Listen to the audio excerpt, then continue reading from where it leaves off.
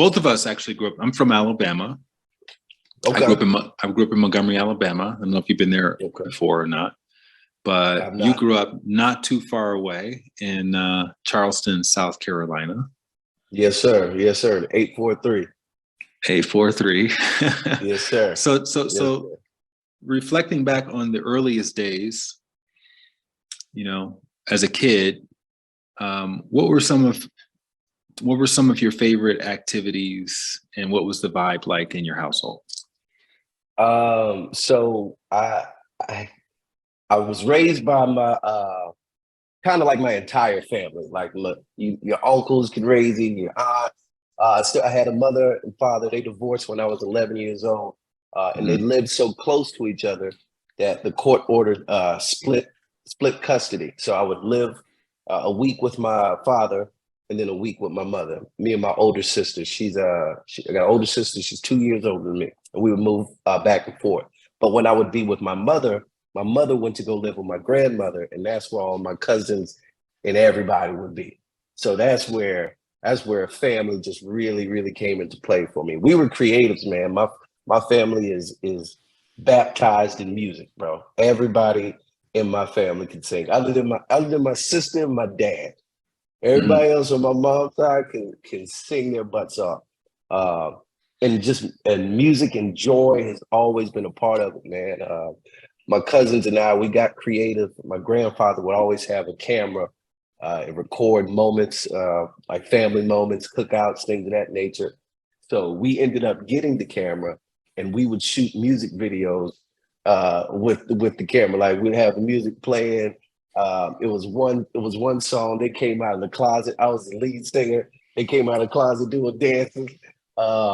We found my grandfather's old church hats, and we did "Life" by Casey and JoJo. Man, we were always creating stuff. It was always joy, fun. That's when going outside was cool. Playing in the grass, going to the park, swimming in the summer. Everything, man. It was just a lot of family around. And when I went to my grandmother's house, the neighbors, that's one of those neighborhoods where everybody knows everybody. You can go to Miss Jones and get some sugar. You can go to Mr. Larry and get some water. Like, that was the environment that I was in. And everybody just loved each other, man. We had your normal family issues, but everybody loved on each other, man. My family is like none other. I got the greatest family in the world. Back when I was growing up, they used to have the candy lady around the house. Was there a candy lady? Yes, sir. Yes, sir. And the ice cream man and all that. 3 doors down, man. Yes, sir. Yeah, everything 25 cents will buy you a handful of stuff. Yeah, man. The good old days. So talk about singing a little bit more. What did you get from it as a child, if you can remember? And also, did you have to be trained at all? I know you have a natural ability, but was there like some kind of, we're going to put you through the family training to make sure your voice is correct? The family training was get on the choir. that was the training. And when everybody's at grandma's house, sing that song you've been singing. I would say light hazing, family hazing. Once they can figure out, like, you can hum or hold a tune, you gonna sing in my family. So it was something we always did at dinners, at after church, in church, family gatherings, funerals, birthday parties. We would just get around and sing. So I had on the job training, man. Like, it's just been always a part of me. My mother and my aunts have a gospel singing group down in Charleston called the Lucas Sisters. They've been singing together for almost 30 plus years. They've traveled all over the world, got recordings and things of that nature, and they would rehearse at my grandmother's house. So when I would be staying with my mother, they would come over there and rehearse their songs, and I would sit right behind my aunt who was playing the piano, and that's how I learned to play. I never had any training.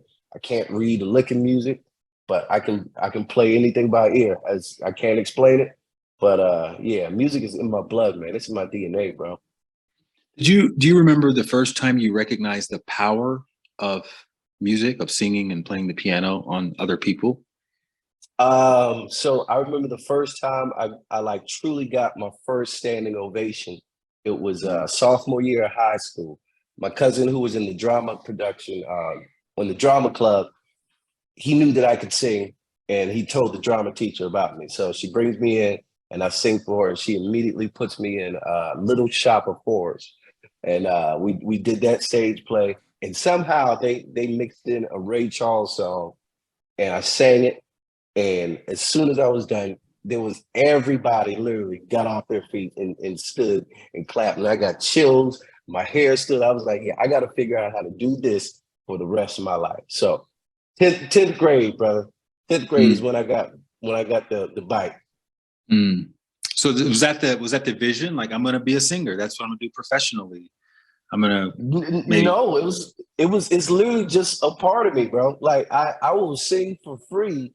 I do sing for free all the time. Like it's crazy that people like pay me to do it. You know what I'm saying? Because I really, really love it, man. I wake up singing, I go to bed singing, I'm cooking, I'm singing when I'm cooking, I'm singing when I'm cleaning. It's just a part of me.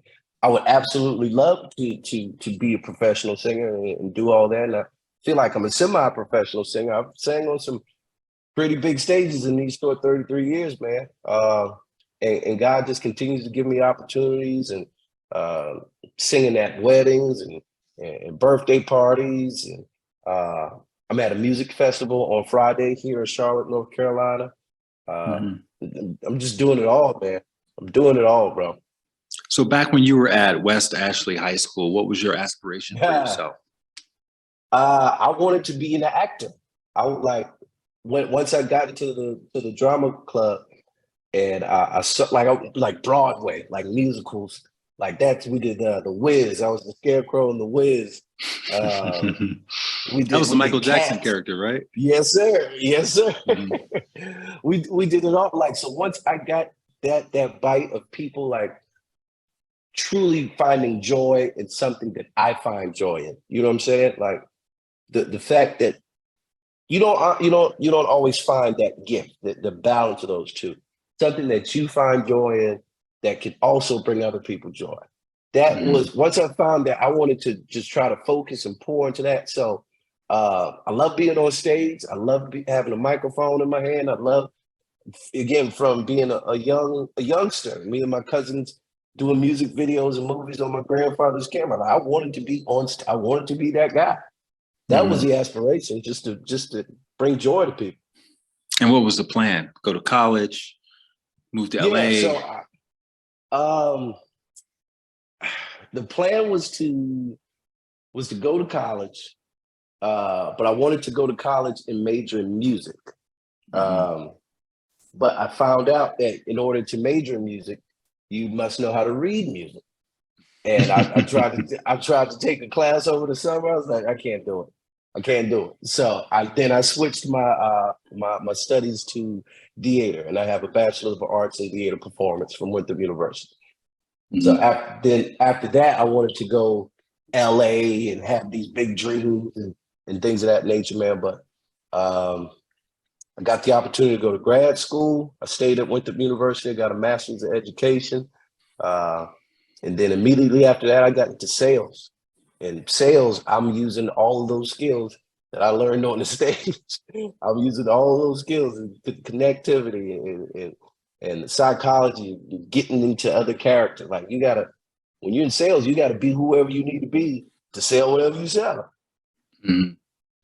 So all of my gifts go ahead. I'm sorry. Now, before we get to the sales part, I want to talk about your fraternity experience. So you pledged by yourself? Yeah, man. You must have been really determined to go pledge by yourself. What was that like? It was it was different. It was different. I'm not gonna say too much on camera, but yeah, it was a different experience, brother. But I started with, it was two other guys that started with me, and they quit the first night, and I went back to the brothers, and it was like, where you guys at? I said, they quit. He said, "What you doing?"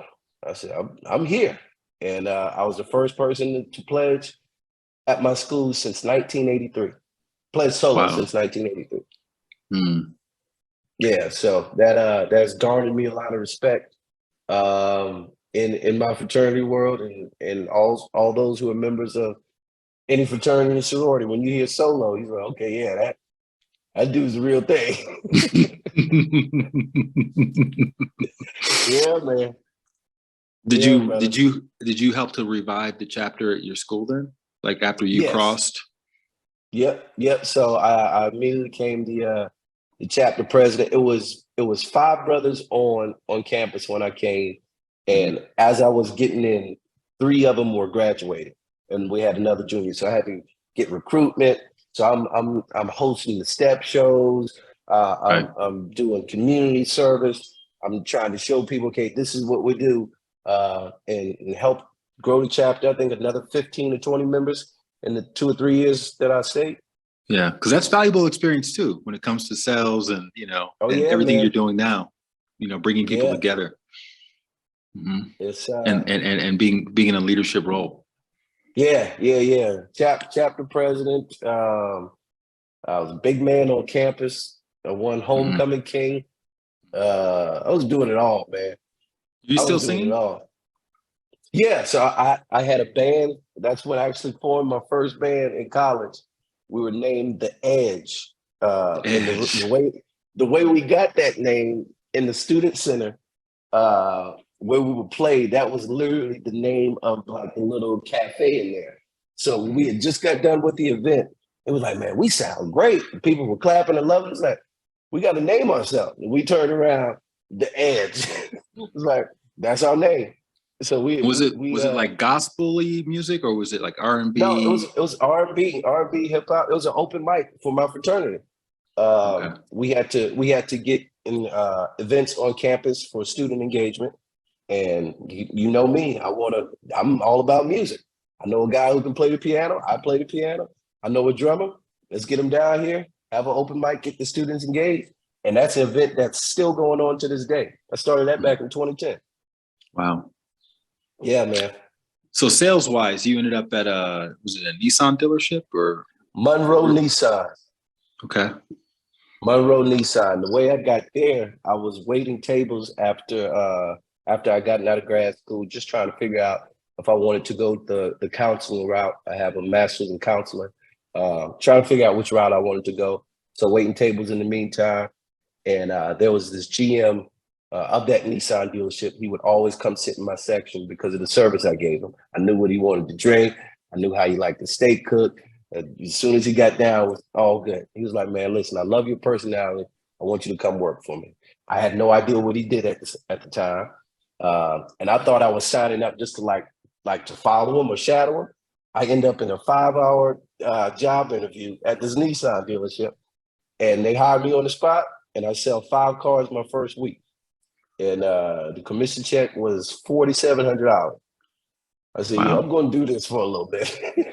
And that I've written about this before about showing up to whatever job you have, even if it's not your dream job, but showing up to it in an exceptional way because you never know who's watching you You never and know. what opportunities will come from that. My entire work history is from that exact statement, bro. Because after I left Nissan, I sold a guy a car. He worked at Mercedes. He said, come work over here. It's high clientele. I go to work in Mercedes. I'm at Mercedes for 3 months. I sell the CEO of a mortgage company his car. He says, I want you to come work for me. That's how I get into the mortgage world. Like literally, that's the story of my entire work career, bro. I love it. So talk about Yeah, man. let's talk about selling cars. How did you sell 5 cars in the first week and make everybody Uh, at the dealership jealous and envious, probably hating on you? Because I had never stepped into a car dealership prior to that. Like I got Hmm. both of my cars from my dad, who's a mechanic. Hmm. So I didn't know. I had no idea the stereotype or like I didn't know what a car salesman was supposed to be. So I just walk in there, race Singleton. I'm talking to everybody. You got the old school guys. If a certain person doesn't look a certain way, they're not going to talk to them because they don't think they can. But I'm talking to everybody. I'm smiling, I'm shaking hands, and they keep giving me paperwork. I don't know what I'm doing. I'm just making people smile. They keep giving me, hey, I guess you bought a car. And then after I figured out what I was doing, that's when my business mind came into it. So I've always been like this big visionary, seeing like this big goals marketing guy, right? So I turned myself into my own business. I had a pretty good following on my social media with Willie Qool. So I turned my car business into it was called Cool Cars. So I made a logo. I had it printed on T-shirts. I have my phone number. So when anybody would buy a car from me, they'd get a T-shirt. I made a jingle. I put up this. I printed my logo on this big whiteboard and called it the Cool Car Wall of Fame. So if you bought a car from me, you could sign the board. So as I'm talking to customers and they're sitting down, they're seeing all these signatures on the board behind me. It's like, what's that? Well, those are all the people that bought cars from me. These are all the people that trust me. You tell them you don't want to sign right here? I was a killer, bro. I was a killer. You hear me? You didn't read a book about all this. You just devised all this on your own. On my own, man. It's my brain has always worked like that, and I thank God that it has, man. Like I just always have been creative, man. Like from a small child, I've always been a leader. I've always been the one step up front. In high school, I was the captain of the basketball team and the star in the drama club. I can go talk to the theater kids and go talk to the basketball dudes and then go talk to the administrators. Everybody loved me. I thank God for that, man. I thank God for that. That's a gift. Not everybody has that. Going back to college really quickly, I know you got your name Willie Qool from your fraternity, but can you just talk a little bit about the inception of that name? Was that does that become your stage name for the Edge? Yeah, no. So he gave me that nickname by accident. So when I became chapter president, my fraternity brother was over all fraternity and sororities. So he sent an email of how to send in your chapter roster. And it had all these fake names. John Doe, and then Willie Qool was one of the names on there. I was like, yo, I'm taking that. And that's when Instagram had just came out and I couldn't figure out what my username was. I was like, Willie Qool. And literally, that's the entire story, bro. That's the whole story. People think there's some grand. No, there was a name on the email that I liked and it stuck. Now people really think my name is Willie. There's no part of my name that's Willie. I'm sorry for everybody who's confused, but my name is not Willie. I wish I wore my T-shirt that said, my name isn't Willie. So at the dealership, though, you had Willie Qool on the board. No, it was just Cool Cars. Cool Cars. Cool Cars. Okay.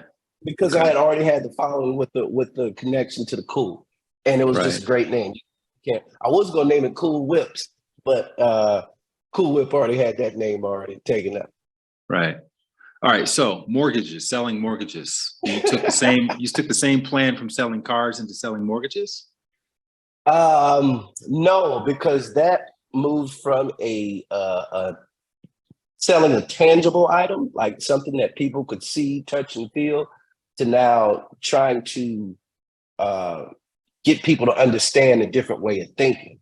Like, because I went into the world of refinancing. So what we would do is help people unlock the equity in their home, refinance their mortgage, and take credit card debt, student loan debt, put it all to one loan so they save money overall. So I had to now connect via phone. I was licensed in Texas, Kentucky, California, Florida. So now it's all phone work. Like just, hey, I got a script. I'm practicing it. We do this thing in the morning called spar, where your team members, you call and y'all role play. Like it was a completely different game, man. But it was higher sales. It was a higher level, higher ticket sale. So the mission was better. And did you have aspirations for eventually leaping out of that and into something like being an entrepreneur, being on your own in some way? I've always had aspirations of being an entrepreneur, man. In times that I've tried to fight it and do the W-2 world, and Hmm. I've always been just wanted to do my own thing, man. I've always just wanting to be a free spirit. Hmm. Uh, Now, at times when finances don't allow you to do that, you gotta get a job.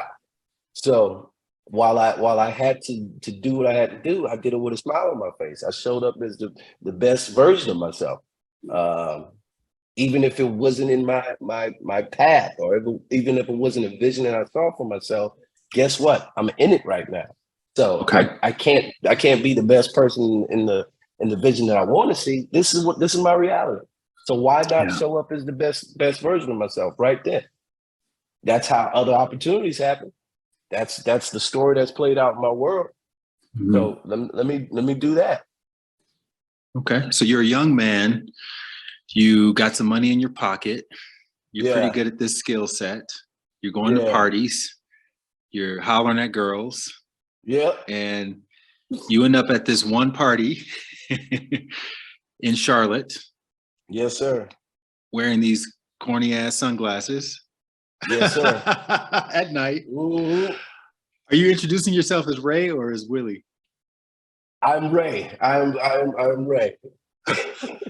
I'm only Willie Qool on the internet. Okay. How many Yeah. followers do you have at this point? 135,000. No, no, no, no. Back then, on that Oh, night that was when you met Roslyn. probably like a 10 or 11,000. Just Okay. from like college, and like when I was on the stage, I would tell people, "Hey, pull out your phone, follow me now." Like I've always Okay. been trying to grow this thing. If I got a Right. microphone in my hand, I was taking advantage of every opportunity. So yeah, So I was doing ten that. thousand is pretty good, you know, for not Yeah, being like yeah, instantly recognizable. So right. what happened? What was she wearing? What made you pay attention to her? Because the first thing she said to me is, "Where are you going with them stupid ass sunglasses?" That was the first thing that I heard Roslyn Royal Singleton say. "Where are you going with them stupid ass sunglasses?" I tipped them down and I said, "I'll be back for you in 35 seconds." I was going down the escalator to go to the bathroom, forget that whole plan. I go back up to the escalator, I'm following her. She walks to the dance floor. I'm right behind her. I'm trying to, "You want to dance?" And she says, "No, I don't dance with strangers." And she walks off. So I'm now I'm hurt, right? So me and my boys said, "I'm like, man, I'm gonna go do my own thing."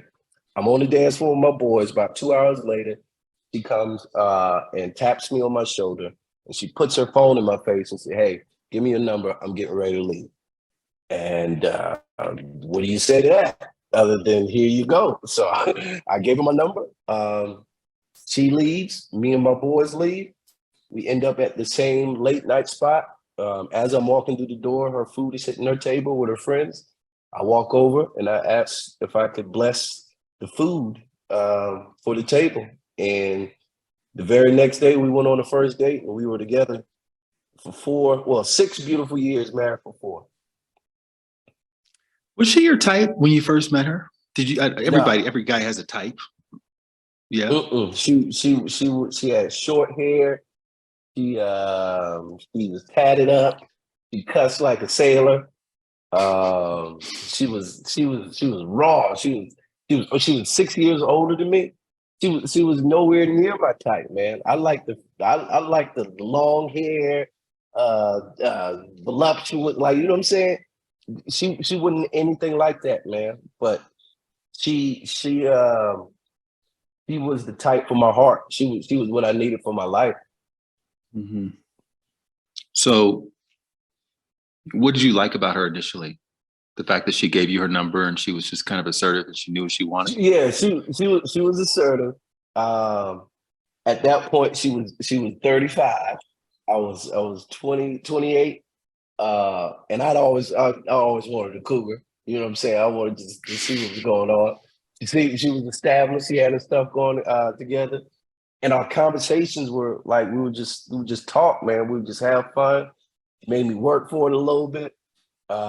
We liked the same type of music. Um, and she had a smile and a spirit, man, that you just could not want to be around. You know what I'm saying? Like, it was magnetic, dog. And It was magnetic. how long before you sang for her? Because I know you singing guys.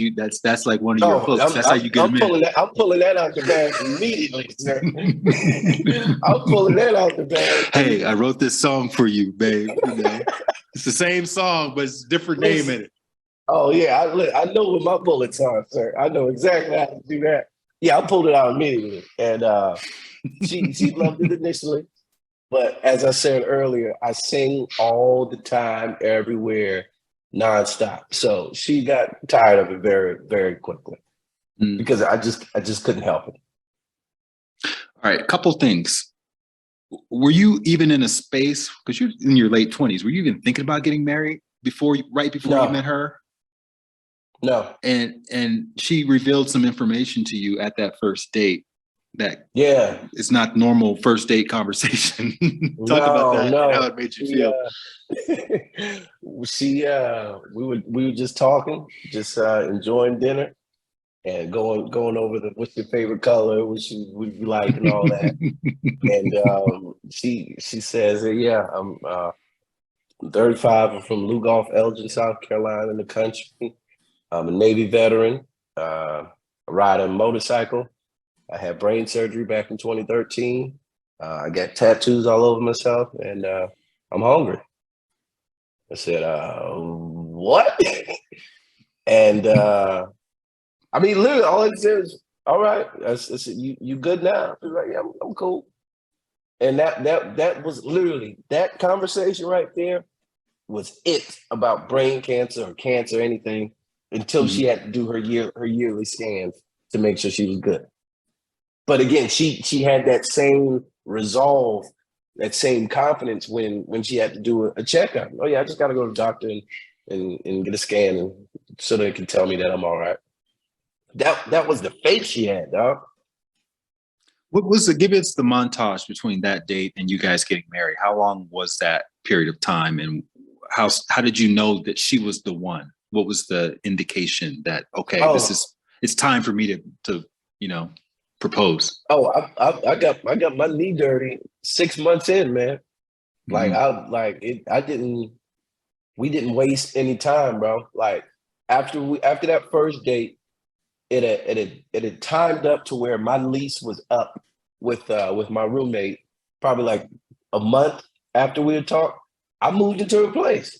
Like a month and a few days later, I'm in her apartment. We're living, we're shacking up, as the old folks say down in because we shacking up. So we're talking every day. We're doing everything together. She's cooking for me. I'm cooking for her. She's meeting my family. We met November 5th. She was home with me for Thanksgiving that same month. Like, dude, it sounds like you're the type of dude that has options, right? And I'm sure some women may be listening to this going, how did she get you on your knees within 6 months? What was she doing that your other options were not doing? I didn't pay attention to the other options. Didn't matter. But what was it about her? Was she real? Was everything.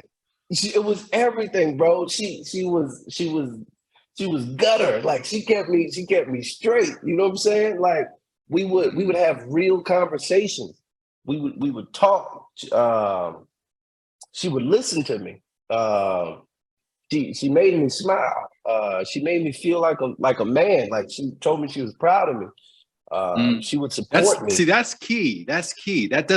I don't think people realize that doesn't happen a lot with significant others telling your partner, I'm proud of you. You know, I love the way you lead. You're my hero. Even just basic stuff like that. I think people take it for granted that, oh, he doesn't need to hear that. He already knows no, we love to hear that stuff. Yeah. It goes so far. That's foundational, bro. And also the fact that she's been through some life, threatening stuff probably puts her in a space where she's more present. She's more grateful. She's more compassionate and all those things. She's not getting caught up in BS. Yeah. I mean, and we had our normal relationship problems. I tell people all the time. I don't know if I can cuss on here, but it's going to get shitty. If you're in a relationship of any kind, it's going to get shitty. You just got to figure out if you can get through those times. and she was a person I could get through those times with. You know what I'm saying? Like I loved her, bro. I loved her spirit, her soul, her energy, everything about her. She was lively. She had a personality. She kept me guessing. Like she would keep me straight. Like, no, we went here to eat the other day. What else you got? Like, she kept me on my toes. And not only that, she'd take me on dates. You know what I'm saying? She'll make sure I'm good. She'll pay the bill sometime. Did you ever imagine that the brain cancer may come back one day and you'd have to deal with that before you got on your knees? No. Uh-uh. Didn't have time to spend on that. So what changed when? Oh, go ahead. Because of her confidence, the way that she carried it. How if the person who has brain cancer ain't stressing or ain't worried about it, right? What are you stressing about? Yeah. What? Yeah, no. That's real stuff, though. Yeah, it's real stuff, man. So what changed once you got married? Anything?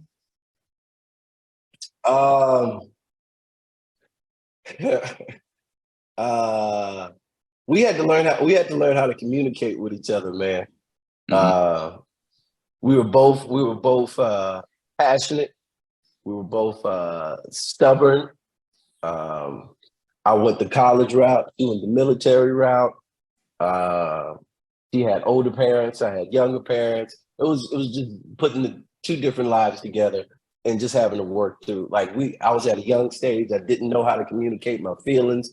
I didn't know how to listen and give feedback, as opposed to just be straight confrontational. We had to figure all that out in marriage. Like, and you're there, bro. It ain't no leaving. It ain't no.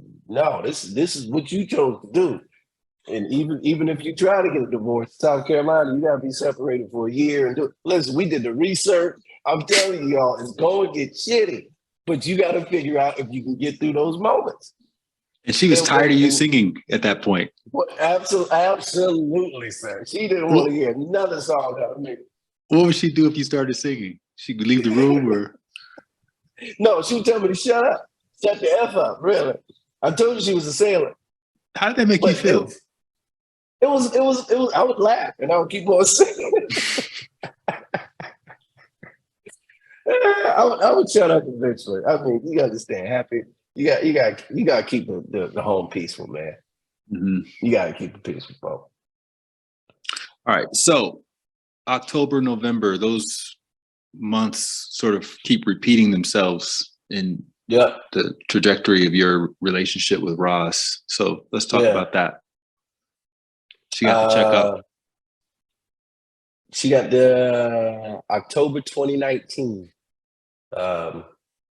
She went to just a routine checkup, and a portion of the tumor had grown back, and it was at a place to where they could still do surgery. She had already had her first surgery in 2013, and she finds this out on her own at a doc, because I'm selling cars. I'm at the dealership. She calls me, says, the doctor said they see something on my scan, but I'm all right. You stay at work, and when you get home, we'll talk about it, and I'll be okay. And see you later. All right. So get that phone call, go home, and then we're in doctor's offices. We're trying to figure out, hey, what's going on? What can we do? What's the remedy? What's the plan? That's it. Straight into action mode. Yeah. So how did that hit you when you got that call? Did you think, oh, this is probably going to pass, or is this is about to get real? I was thinking, how can I be of assistance? In what way can I serve? In what way can I be a help? What way can I improve or do anything that's going to assist you? That was my only thought. I don't know what another thought feels like. What can I do to be here in your corner? Because we are married. Not only we're married, I love you. And I'm here to do whatever I can do, wherever you need me to do. That's my only thought. Mm-hmm. And you got the inspiration to start recording some of your interactions with Roz. Oh yeah. That was so that was later on last year. So after brain surgery number 4, the disease had progressed from stage 3 to stage 4. Glioblastoma multiforme was the type of cancer she had. And after that 4th surgery, the doctor told me, he pulled me to the side and said, she has 15 months to live. And you don't know what you do when you hear that news. It ain't too much you can do when you hear that news. So yeah, I knew at least I knew what was said to me. But then I go in the room with Superwoman, and she looks and talks and feels like she's gonna live forever. So it's you know what I'm saying? It's trying to balance that. So now I got this number, or this what the doctor said in my mind. Again, I go back to Superwoman. She's smiling, laughing, exuberant. Let's just enjoy life. Forget all that. Let me love on you. Let's smile. Let's find some joy. Is that when you started back singing to her, or had you already started back singing? Now I never stopped. Hmm. I never stopped. Every chance I got, whether it was directly to her, whether I was doing a show and she was in the crowd, whether I was doing the show and she wasn't there, I dedicated song to her. When we drive into church, I'm singing to her. When we drive into the restaurant on a date, I'm singing to her. I never stopped. That was my love language, man. That's really the way I express myself. So how do you come to terms with that 15-month prognosis with your wife? You can't. There's no way. There's no way. And to be honest, we all have a prognosis. We all have a point that we gonna get up out of here. How do you come to terms with that?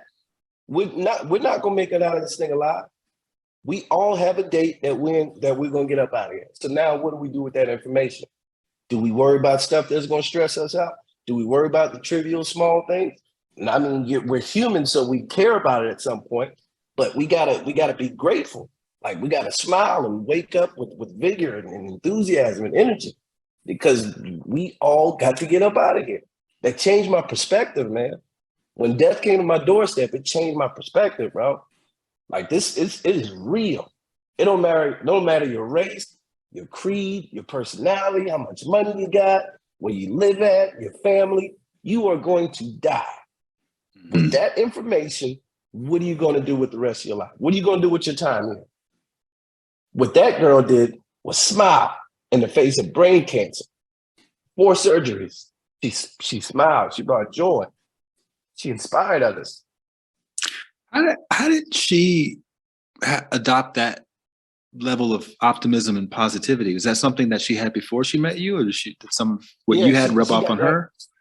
She got that from her mom, and I know a whole lot of positivity from me. Because she didn't have a strong relationship with her mom, though. No, so her not her birth mom, her grandmother who raised her, like her mom who raised her, Carol Zelma Royal. Mm-hmm. She would always tell stories about her. I didn't get to meet her. Her mom died in 2012. But she said she got all of her strength from her mom. She saw her mom do triple bypass surgery, and the doctors giving her a 10% chance of living, and her dad saying no, let's keep her here. And she bouncing back from that. He said she never seen her mom complain and all that. So that strength, I believe she got it from her mom and God, because that girl was superwoman, bro. She was superwoman. What was the conversation around, like, being public about it and letting our friends and family know that that it's back and we have to deal with that again? Because, again, people could be very negative when it comes to those kinds of things, and you guys are very positive. So how did you cope with that? So in October, when we had gotten the news, we had told just like close family.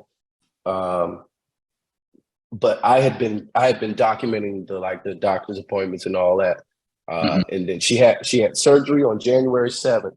On January 6th, she said, let's make a video and tell the people what's going on. I was like, all right. Like it was her idea. So we make a video before we put it on our social media. And I'm talking about hundreds and hundreds of people came, like just sent messages of what's going on. And I couldn't keep up with everybody individually. I couldn't text this update, that update, that. I was like, no, I'm gonna put everything in here on the page. This is what's happening. If you want to update, come to my page or her page. And that's where our community grew. That's where people poured love into us and shared our story and commented hearts and donated and sent stuff to the hospital. Like it was insane, man. Like we really unlocked a super positive part of social media, man. Like I'm so grateful for it, bro. Like we really got the best part of it. Mm. How many videos did you post before you got the invitation from the Ellen show? So that was just one. That was after her surgery. She had surgery on the 7th. Her birthday was on the 16th. So what I wanted to do, I put this video together already, and I just wanted like some popular pages to share it and give my wife a birthday shout out, right? So I'm sending Okay. this video off to Black Love, to married couples, and then I send it to a girl who writes stories for Shade Room. I had done research under Shade Room. They put who wrote the article, and then you could go Mhm. to their individual page. So I Mhm. send that girl a DM and a video. She falls in love with it. She's like, "Well, tell me more." And then they put together this whole 10-slide thing of an interview I did with her. The next day, a local news channel saw that because millions of people saw it on the Shade Room. We do an interview on the local news, and about a week later, a lady named Stephanie called me from the Ellen Show. So what they do at the Ellen show is they scour the media looking for local news stories I like yours. imagine, I imagine, but it's like when I say local, like after we did that interview was KTLA. People called me from Nebraska who saw it, Florida, because it went like to national NBC news. Hmm. Like once the story gets It up went to on a certain rank, syndication. Yeah. yeah, yeah. So everybody can get it. So it was everywhere. Hmm. So I don't know how much they had to scour, but people saw it, man, and it blew up from there, man. What did that feel like for both you and Ross to have her story become so popular? Uh, Roz wouldn't really a spotlight person in the beginning stages. I had to warm her up to that. Like when I met Hmm. her, she had maybe 2,000 followers. Wasn't really on social media like that. I come in 10K. I'm a big bad man. You know what I'm saying? So I had to bring her into this world. And she liked it. She didn't like the weirdness of it, like because people get weird. Yeah, they Uh, think they know you intimately. It's like, no, you don't really know yeah, me yeah, intimately. yeah. So I was the face. I was a PR for our relationship for a long Mhm. time. I would release the statements. I would write the captions. I would take the pictures. She was just the beauty in the brains. Is this full time for you at this point? Or are you still working at the car dealership? I was what was that? I was at the car dealership. She met me. She met me when I was doing mortgages. Okay. And then I got into the car business, and that's a whole thing because you go from 40-hour a week to 80-hour a week, and I'm not at home all the time. That was a whole nother story. Yeah, I'm working, man. I'm still hustling. I'm still singing. I got my band. I'm doing gigs all over the place. Wedding singing. I'm hustling. She's working. We were yeah, man. We were just trying to make it happen. Is it expensive going through what, her treatment and all that, or did her insurance cover it? Or Thank God she's a veteran, and the VA covered a very heavy load. Mhm. The surgeries, the it was like $5,000 just to get 2 pictures from the scan. The chemo pills were $8,000. One surgery, $175,000. This device she had to wear on her head, called a Novacure, that shot radio waves to the tumor site. That was $20,000 a month to rent. Wow. So she didn't Yeah, have that so- VA. Shout out to the United States Armed Forces. Now they ain't the fun, the most fun to work with, but they're gonna get it done. They're gonna get it done. Well, there's also some speculation that she could have been exposed to some sort of chemicals or whatever when she was doing that tour in Iraq, right? Which could have contributed to this. Burn pits. That's what she told me about. An ironic part of it is Bo Biden, Joe Biden's son, also died from glioblastoma multiforme, and he was also stationed in Iraq during the same time Roslyn was there. So she told me about those burn pits and all that, and she fought the VA hand, foot, tooth to get disability. They never gave her full 100% disability. I had to take over that and working with lawyers to still try to get that straight. But yeah, man. Yeah. Okay. So you're working 80 hours. You get this call from Stephanie saying, we want you guys to fly to Los Angeles. How does it work? They send you tickets. They put you in a hotel. How does the Ellen Show experience work? So they set once you say yeah, then they set up a Zoom call. So you talk to the producer, and then they're getting the whole background story from their side. She takes that back to the executive producers. Now the executive producer, she gets on a phone call with you, and then they're asking you questions like, Ray, what do you do for work? Who do you like? What do you like about the Ellen Show? Has anybody been on the show that you would love to meet? All this stuff, right? So we do these Zoom calls. They buy the flights, put us in first class. We get there. They got the dude with the suit with our name on the thing. Yeah, man. We go to the Black Suburban. They put us up in the hotel right by the studio. That was right when COVID had just like started. Nobody knew what was happening. So everything was a little weird, man. Everything was a little weird, but it was first class to its finest. You hear me? What about wardrobe? Because you guys look clean on there. Did you have to go shop for your own clothes, or they have a stylist giving you clothes? So Roz got her she did her thing, and I actually had another suit packed to wear, but we went to the mall the day before, and I found that khaki suit in Zara. And I was like, "Yep, that's it. This is it." So that's fresh off the rack, bro. That ain't tailored. That's nothing. That's off the rack, and that's been one of my most famous suits, man. She had the pink joint, right? Yes, sir. Yes, sir. That girl was a fashionista. 3 weeks out of surgery. 3 weeks, man. I told you she was Superwoman, bro. She was Superwoman. We would talk. We would joke. I said, "You Wolverine," and at the end, towards the end, I was like, "Yeah, you turned into the Logan now." We would laugh. Do you meet Ellen? Do you meet Ellen before you go out in front of the audience? Nope. Briefly? Nope. So all you got is the stage time with her. So we did. We ended up doing 2 segments, and what's supposed to happen is you get on the stage, and when it goes to commercial, there's a producer that's supposed to come talk to Ellen to make sure she's straight. There's a producer supposed to come talk to us. When it went to commercial break, Ellen leaned in, and we just had a conversation. Like, you could tell that she was really like, she had read the story, knew about it, asked Roz how she was doing when treatment started. Ray, how you doing? Sings. And then there was a microphone on the table, bro. I was supposed to sing on that episode, but nobody knew. So at the right before we came back for the second, someone took the microphone away.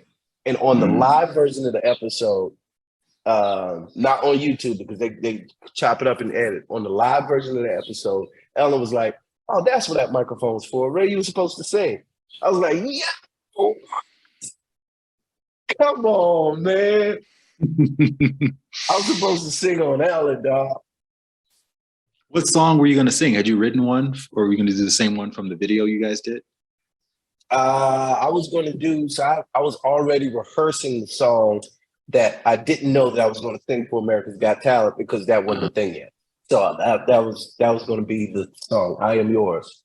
And you wrote that song? No, that's by Andy Grammer. Okay. Yeah, Andy Grammer. He his version is a lot faster. I turned it into a ballad. Okay. All right. So you're on the Ellen show. You do that. What happens next? Does your social media blow up? Like you get calls from other people? What's the aftermath like? After Ellen, it's supposed to go on Good Morning America. America's Got Talent had just hit. So it was March 15th. We're driving to dinner with all these news reports are coming out. What's this new disease? Everybody's sick. We're driving to dinner. I get a call from California. Yeah, I know you're supposed to be coming out here for America's Got Talent, but we're shutting down production. The world stops. Mm-hmm. That's what happens. The world shuts down. And then everybody goes into this thing right here. So what grows out of that is we have this massive following on social media. We're just posting videos of just being bored at home. We start this YouTube video, just trying to make episodes and stuff. And then we started going live and just telling people what we were doing throughout the day. And that's how Mental Health Mondays was born. She would get on, she would turn her phone on and just get on and talk to people, say hello, tell people about what's going on in her life, treatments, how it's chemo going, how it's radiation. And during COVID, when she would have these doctor's appointments, I couldn't go into the doctor with her. So I would have to be outside. And while I'm outside of my car, go on live. I got 40 people on there praying and crying with me and just talking and just feet like they bought us a blender. The doctor said Roz had to change her diet for the medicine that she was taking. And it's like one of the things we need was a blender. Somebody wrote in the comments, let's put our money together and buy them a blender. By the end of the live, they sent us $125 on Cash App. Like, yeah, it is no way to explain that time, bro. It was unbelievable. I got a booklet, a folder here with nothing but fan mail, man. Like just fan mail, pictures. Saw you all on Ellen. Tommy John, this is a famous clothing brand. They sent us stuff for our wedding. They sent me underwear and socks. Like, this is crazy. This is fan mail, man. Oh, also look, this is that's my logo. Cool card. So this is my car seller book. I would have this on my desk when people would be sitting waiting, because you know you're waiting in the car dealership all day long, just sitting down. So I had this on my desk, printing out pictures of me and customers with my shirt on, other customers with my shirt on. I was a businessman, bro. I was putting it together. Yeah, man, I'm a hustler, dog. Did you guys need an agent at that time to field some of these offers and stuff? Nope, it was me. When I tell you I was PR, I did it all. She focused on getting healthy. I handled all the other stuff. Okay, so then talk about America's Got Talent. When did you eventually get on there? So America's Got Talent came back around in 2021. I think it was by email. A lady named Courtney. She reached out to me. She said, I know you're supposed to do this last year or 2 years ago, whenever it happened. But we want to see if you would accept the invitation to come back. Hell yeah, I accept an invitation to come back. And we go out to LA. That was a whole experience as well, man. They were really dope. The entire the experience was dope. They break it up into 2 days.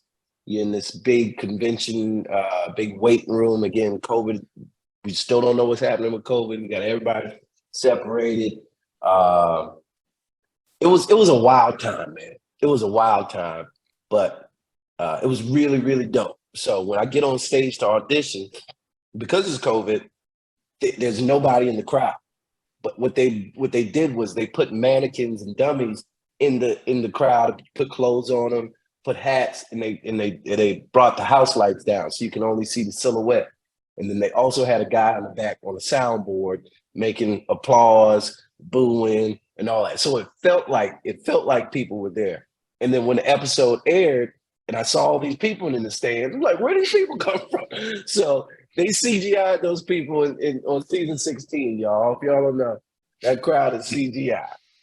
I was wondering about that because I saw the video and I saw the crowd and I was like, a lot of people in that room. No, none of those people were there. It was like maybe 4 people in the crowd, the producers, and you walk out on stage, and it's Simon. You see Simon, Sophia Fine, Howie, Heidi. They're all right there. And we ended up, we had a sit-down interview with Terry Crews. Like, we did some extra behind-the-scenes stuff. They had built up our story. I was the last person on the episode. They put us in commercials. We apparently had the most coverage, like outside media coverage. There was an article in Billboard written about me, entertainment news, all types of stuff, man. It was a wild ride, bro. There's no way to put all of that into words. It's a blur. It really is, because now you got all this good stuff happening. You got your news, you're on TV, all this. But we're taking chemo. We're doing radiation. We're still dealing with fighting brain cancer. So like it is immediately from here to there. She was in remission during that performance. She had been in remission, right? Correct. But we still had to take medicine. We still had to do checkups. We still had to go get blood work because it was brain cancer. It's an aggressive form of cancer. Like, you had to stay on that shit, especially after it came back. So it wasn't all good. You know what I'm saying? It was still a fight. What's interesting is you're now being nationally recognized for your voice, right? And the thing that would annoy her back when you guys were both more or less anonymous, now she's there. She's like getting all emotional. She's crying. Everyone's emotional as you're out there singing and serenading the song that you were supposed to sing on the Ellen show. You got 4 yeses from all of the judges. So what happens next? So that year, the Olympics were also on NBC. And when they usually have a judge cuts round, they had to go straight into the live shows because airtime. So in the deliberations, for whatever reason, they chose for me not to go forward. And what's crazy about that is the day before that, that's when tumor came back, or at least a portion of it. That's when we had to go back to the doctor, and she got sick again. So it ended up working out probably perfectly, because I wouldn't have been able to travel back and forth to shows and be with her at doctor's appointments and do what I needed to do for her. So like we got what we needed from that. We got the opportunities and the doors opened and the experience, and people still talk about it. People still haven't seen it. I'm still getting messages from all over the world, Britain, the UK, Canada, South Africa, Ghana. Say, I saw you on America's Got Talent. It's crazy. It's crazy. And that's the goal. That's the vision. That's the mission. How many people can you impact positively? How many people can when they think about you, have a good feeling? How many people have their spirits lifted when they see a picture of you? That's the goal. Is not having a career selling multi-platinum albums and doing all that. No, I want to impact people. I want Mhm. people to be better as a result of meeting me. Because You I can't take no Grammys with me. I can't take no Oscars with me. Can't take none of this with me. mhm. How do I make people feel while I'm here? You were also being kind of, I don't know if this is tongue in cheek, but being seen as America's husband, Yeah, yeah. um, which is interesting. It's an interesting, yeah, it's an interesting yeah, man. identification. Um, what I didn't understand why when we initially went viral, like why we were making news. Mhm.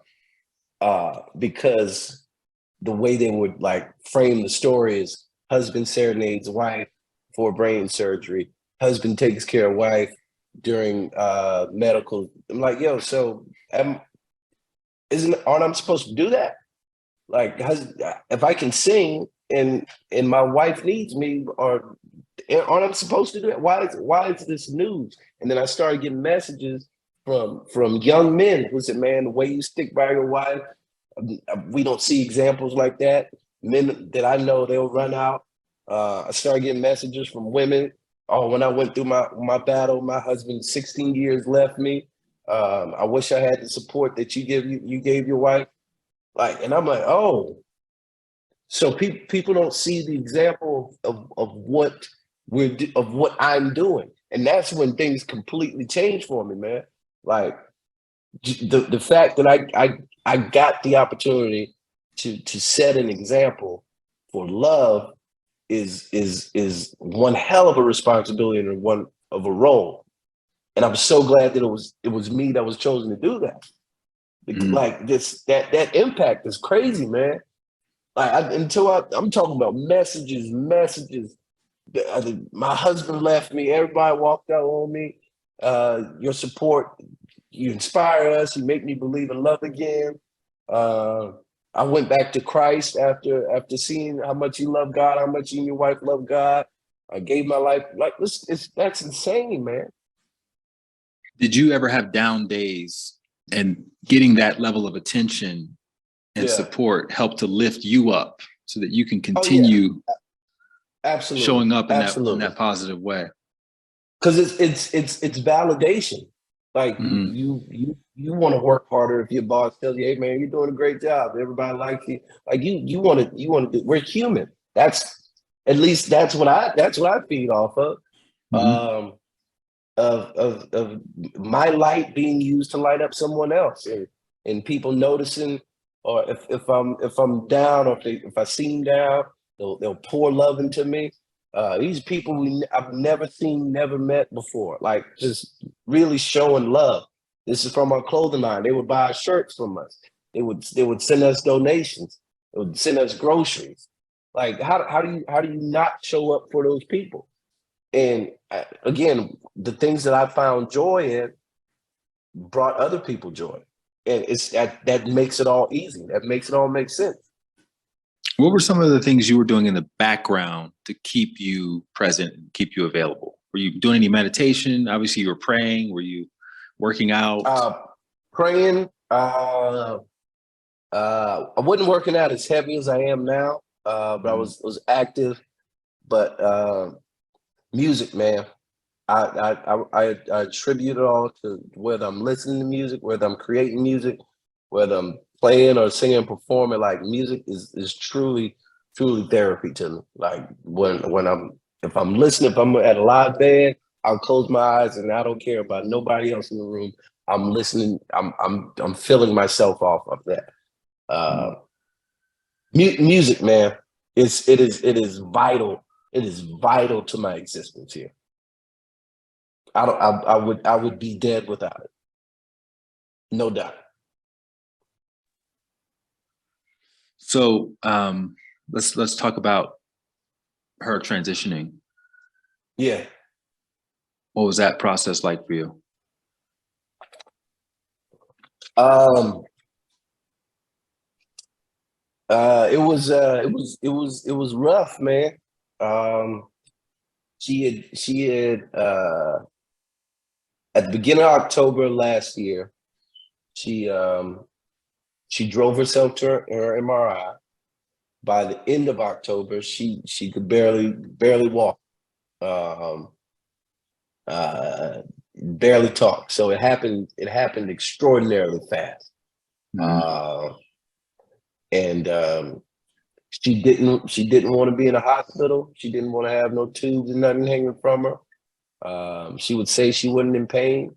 And from my research, glioblastoma, GBM is the short term for it.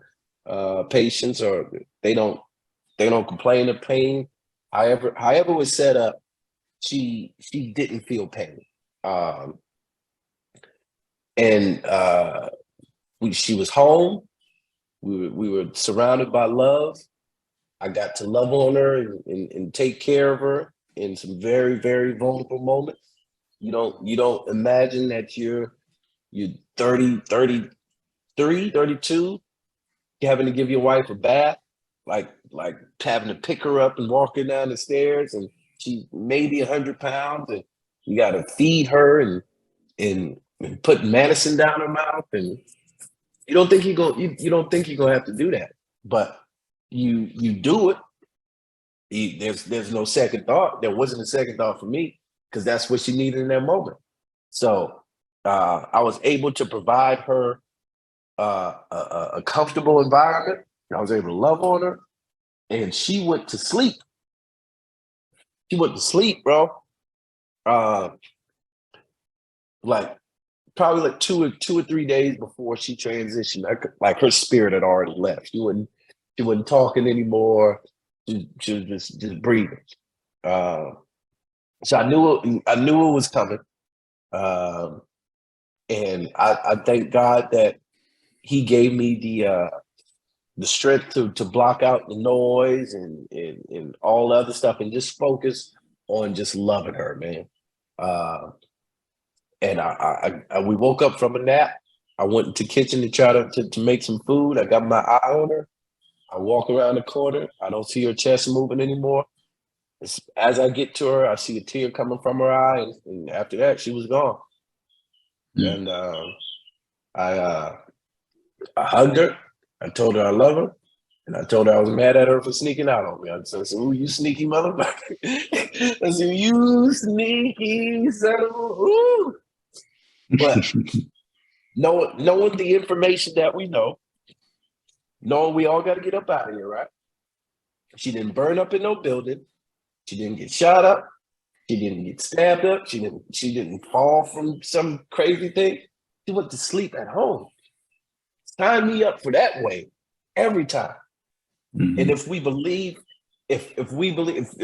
religious, if anybody's listening to this who's religious, and we believe what we believe about heaven, what they told me was there's no sickness, there's no dying, there's no everything, every day Sunday, there's laughter and clouds and all this good stuff. The streets are paved with gold. If she's not here anymore, that means she's there. And there she doesn't have to take chemo. There she don't have to take 20 pills. There she don't got to do doctor's appointments. She can chill. And guess what? I can too. I can rejoice in the fact that she's in paradise. That I did what I could do. I controlled what I could. And I took care of her. So I was at peace, man. Mm-hmm. I was at peace. What do you feel like your mission is now? To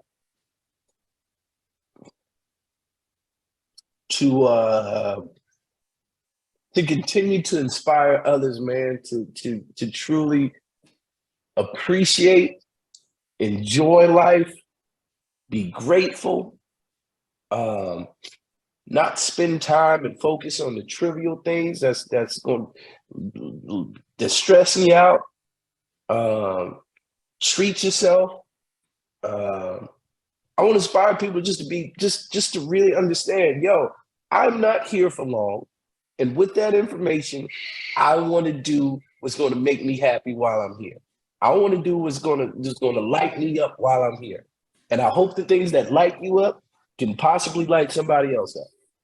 I hope the things that make you happy can possibly make somebody else happy. And guess what? You don't really need to do much to do that. Smile at somebody. Tell somebody you love them. Love on your neighbor. Love each other. If you love each other, you're not going to treat them bad. If you love your neighbor, you're not going to lie on them. If you love somebody else, you're not going to cheat them out of something. You're not going to do bad business deals. You're not going to be conniving because you love somebody. You love somebody, you want the best for them. I love my wife. I love her so much that I'm glad she got the promotion to heaven, because here on earth, she had to go through hell. Mm. If somebody else is going through a similar experience, do you have any advice for them? Don't miss the miracle. That's my advice. Oftentimes we ask God for a miracle without seeing the miracle of right now, the day. Like, the miracle was after one surgery, she was still here. The next miracle was after 2 surgeries, she was still here. Hmm. The other miracle, after 3 surgeries, she was still here. There are documented people who don't make it through one brain surgery. Is the most dangerous type of surgery there is. She made it through 4 of them. So don't miss the miracle of trying to say, hey, God, just protect her and keep her. Yeah, he did that. He did that the first time. The miracle is us waking up. And somebody who's going to go to sleep tonight and not wake up tomorrow. Mm. That is a fact. So don't miss the miracle and waking up. That's the whole thing. That's the whole game. Because now it's all opportunity. Now it's free game. Now you get to be who you want to be. Now you get to go chase that dream. Now you get to go write that book, write that song. Because the miracle was this morning you open your eyes, you breathe, you may have a little ailment, your back might hurt a little bit, something going on, but you're here. Don't miss the miracle, man. What can we expect out of you next? A lot. I am I'm continue to hustle. I am in the process of writing more music. Not only that, yesterday I started the thought process of starting this foundation for my wife. It's going to be named Roslyn's Roses. And it's going to be a 501c3 to inspire and highlight individuals who show faith and inspiration and courage and fight. And I'm already thinking about merch and fundraisers and visiting hospitals and giving out roses and patches, all types of stuff there. So Roslyn's Roses Foundation is going to be happening. I just want to continue to be a light, man. Just continue to do what I do. Continue to impact people. I love it.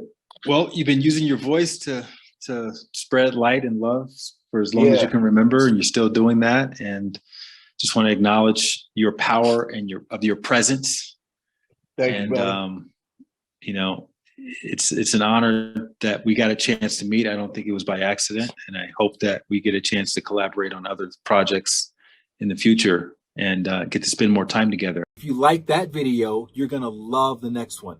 Click this thumbnail right here, and I'll see you over there.